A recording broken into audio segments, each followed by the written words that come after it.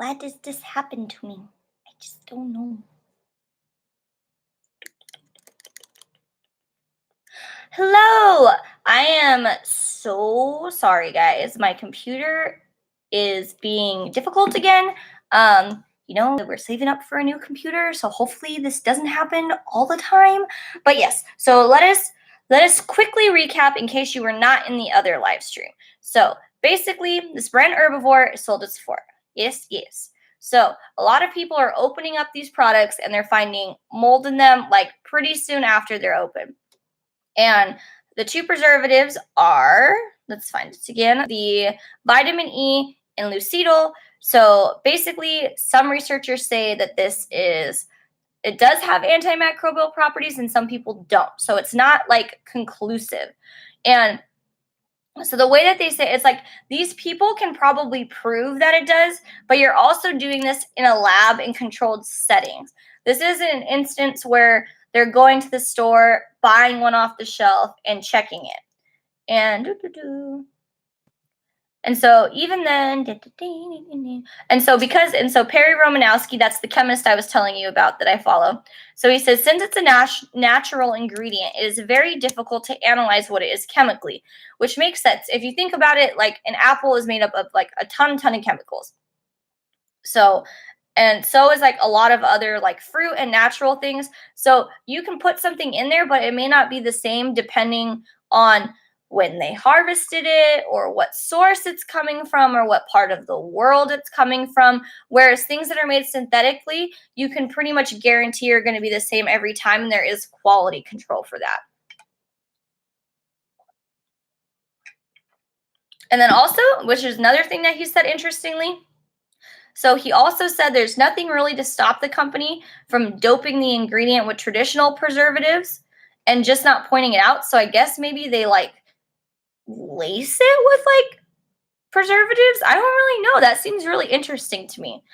And then they said an herbivore rep says the pink cloud cream does not include lucidol, but instead uses a variety of natural preservatives that are safe and effective. And the rep did not share any further specifics. So that just seems like kind of weird to me because I think that they need to do a better job of proving that their products aren't going moldy. And it says, in addition, Herbivore Botanicals claims it proactively initiated a pink cloud recall in February 2018 when a handful of their customers reported mold. So it says they immediately reformulated the product to boost the natural preservative system before placing it back on the shelves in May 2018. And it says that there hasn't been any reported complaint on this product, but apparently a lot of people have still been complaining on it on like Reddit. And they're not sure. And it says, but it's unclear what precautions and retailer guidelines are in place to ensure natural products abide by their sell date. So this is another thing. So I don't know if you guys ever been to Lush, but I know like a few years ago, I was like super obsessed with Lush. I haven't really gone recently, but on the bottom of all of their packaging, it gives you a sell by date instead of like an open by date. I really hate the open by date because to me, none of this stuff is sealed to where it's like not exposed. Like it's not like sealed enough to where I'm like, oh yeah, nothing's going to get in that. Like anything, like if I get a product like this, for instance, and I open it, this is just how it was, whether or not it's like open or closed. And it's not like an airtight seal. There's not like a seal I'm pulling off of it. Some things have seals like that, but a lot of them don't. And so that's why I think this like sell by date is a lot better than something like an open by date, especially in that case when you are trying to use natural products and you are saying they only last 12 months. It's good to have a sell by date because like if you go like if there's like foods, they have a date on them, whereas like and this is kind of like they're trying to make it like natural like any of these other foods. But so let's see. So they say sourcing fresh botanical ingredients can be expensive, and such ingredients can't last as long as chemical-laden competitors. That's just kind of funny how they said that. And then synthetics ingredients can be made much faster and more cheaply than natural sourcing. And it says the longer shelf life allows big box retailers to buy in bulk without worrying about expiration dates. So this is really important if you're buying something. If you are someone who likes to buy from Sephora or Ulta and you're not like a big like direct person, like I buy a lot of products from Ulta, and a lot of these places do sell directly on their website, and sometimes you can get better discounts. But I trust Ulta shipping, I trust Sephora shipping. I can trust those more than other places. And we don't know how long this has been sitting on the shelf beforehand. When you go to Sephora, unless you go and like look up the lot code and everything, we don't really know when it's made. So that thing could have been sitting there for like 6 months, then it could have been a warehouse for like another month. You just don't really know. So that's why preservative systems are very, very, very important.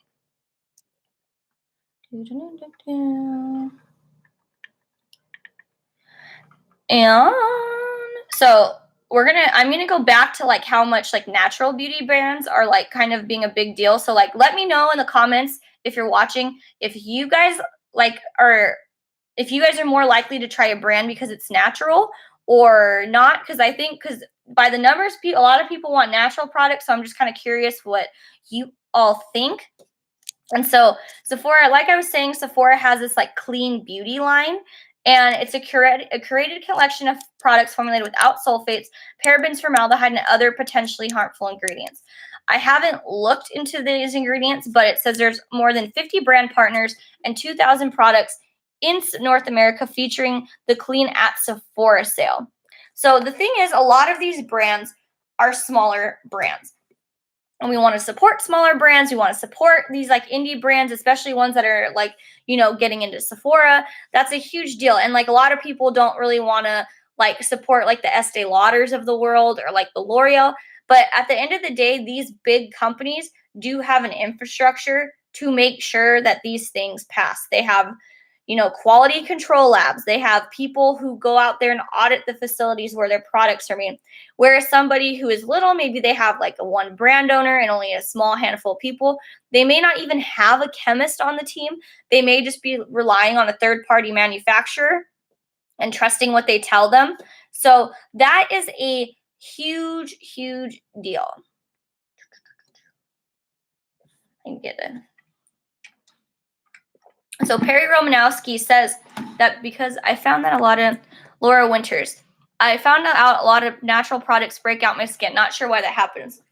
Well, if you're somebody who is like has been found to be like allergic to things, or even if you haven't, these natural products stem from like there's a lot of different things in there. So we're not really sure, but something in there could trigger a reaction in you, and you might not even know, because if it says extract, maybe that particular compound that is found in that extract is found in other things, and maybe that's triggering it. Whereas something, that's in something that's maybe more synthetic or is like, a specific compound may not break you out because it's that compound, or you can find out better. Like I know one of my friends, she's allergic to like ethyl hexylglycerin, and she's learned that because she knows exactly what it is, and all these things that have it in there break her out.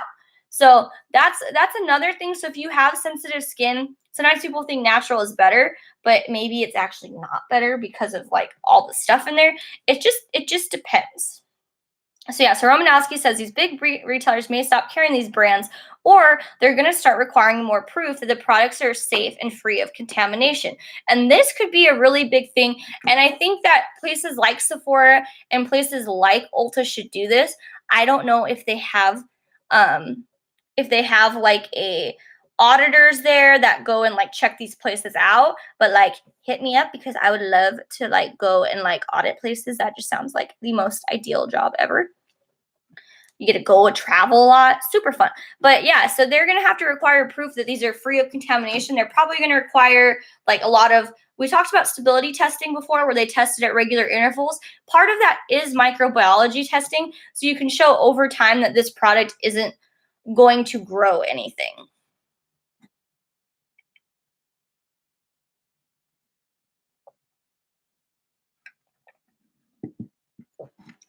Whew.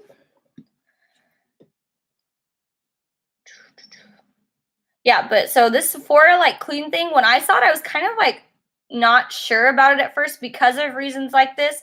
And because I think it's interesting, because I think Sephora's kind of like, they sell a lot of brands. So now you're kind of saying by having this clean beauty, that this is almost like better than your other brands and that your other brands like aren't good. I know it only reaches like a specific target, but to me, it's not really like helping anything. And it's just kind of promoting like fear mongering, in my opinion. And then also, I don't know if any of you live in California, but I live in California, and there's been a recent bill, and it's the California, I think like toxic free cosmetic act, I want to say. And they've been trying to, do away with like formaldehyde, parabens, that kind of thing, as well as other things that are contaminants, but they label as ingredients. And I'm going to make a whole video on that because I think it's very important to talk about. But it seems like a lot of these people are working with not actual chemists or actual scientists or toxicologists. A lot of these people are working with EWG. Michelle Pfeiffer, I think it's Michelle Pfeiffer. She just released a fragrance brand, and that was someone that she said she worked with was the EWG, and they have a very, very like small range of like what like of how they determine safety. I don't know if you've ever been on there, but they basically say things like are not safe from like a scale of like 1 to 4. I think 1's safe and like 4 is like bad, but a lot of it is based on potential contaminants. I think propylene. Let's look it up really fast. EWG propylene glycol. EWG propylene glycol. Ooh, I'm going to show you guys another article while I'm here, but let me just look this up really fast. Propylene glycol. So it says, so propylene glycol, they give a 3. And that means I do not stand with EWG. Shush. So basically, some of the things that is a problem is that it could have things like ethylene glycol and ethylene oxide and ethylene glycol, diethylene glycol. I think those are the two. Ethylene glycol and diethylene glycol. So basically, these are things that you don't want. You do not want them in your system. But what they don't say is that just because this can be a contaminant doesn't mean that it's not tested for. All the propylene glycol that I have personally seen is tested to make sure it doesn't have this. There are a lot of ways. There are like specific methods that are like established, especially for like drug products, on how to test it. And so it's important. It's kind of like the whole like talc asbestos thing. It is tested for. So just because it can be a contaminant doesn't mean it's not in there, or doesn't mean that it's in there. Like for instance, like you could have like a bug crawling around in like your grape, but that doesn't mean that it's going to have it in there. It's like checked, like that kind of thing. And okay, so now we're going to read another article. So this article, this is described by the CIR. And so basically, the CIR, which is the Cosmetic Ingredient Review Board, they concluded they were judging natural versus synthetic safety. So they said,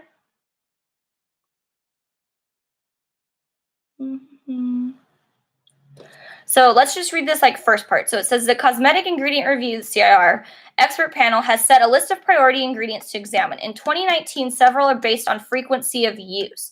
So this is something you use all the time that's different than something that you only use every once in a while. So this list includes everything from honey with an frequency of use as a FOU. So with a frequency of use of 949 reported products to Olea Europea, which is olive leaf extract, and that's in 257 products, while botanical ingredients such as the extract are often like people think they're safe. Most product developers realize there's nothing uniquely safer about producing chemicals from natural sources versus synthetic sources.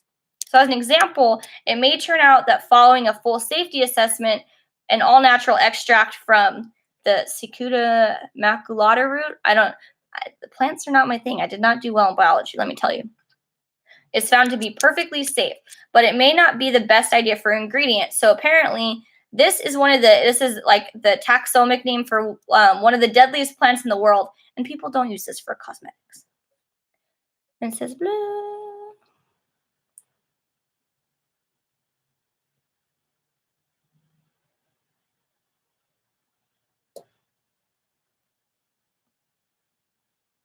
I'm sorry, I'm trying to like skim this article really fast. Of course, I'm doing.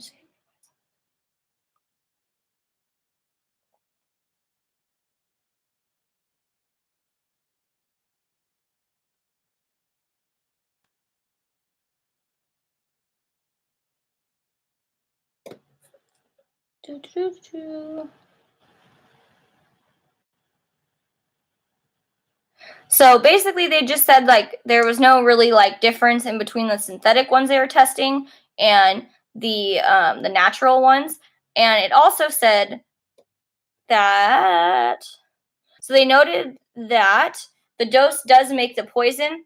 So a lot of these, the CIR board does establish set limits for this stuff. So they're not just saying use as much of this as you want. They're saying this is the limit that you should use it at. This is what we recommend.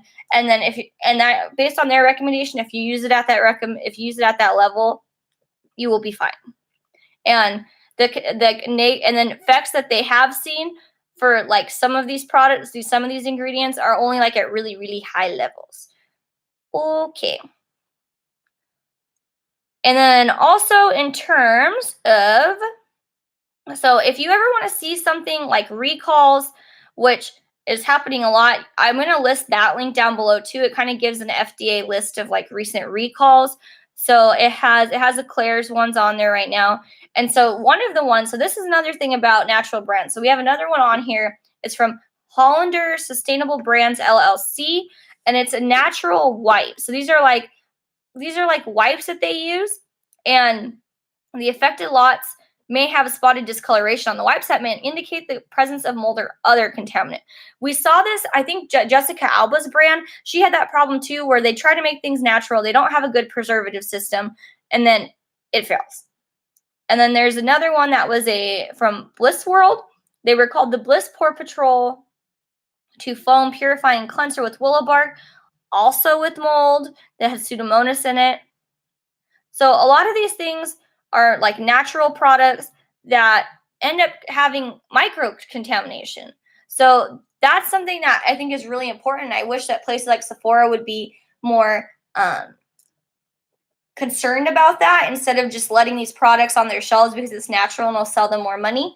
So, all right, I think that's all I have for you guys today. Again, I am very, very sorry for the live stream stopping. I hate that I have it in like 2 parts, but I hope that you guys found this informational, and I will have a new video for you this week. So I look forward to that, and I hope you all have a great evening.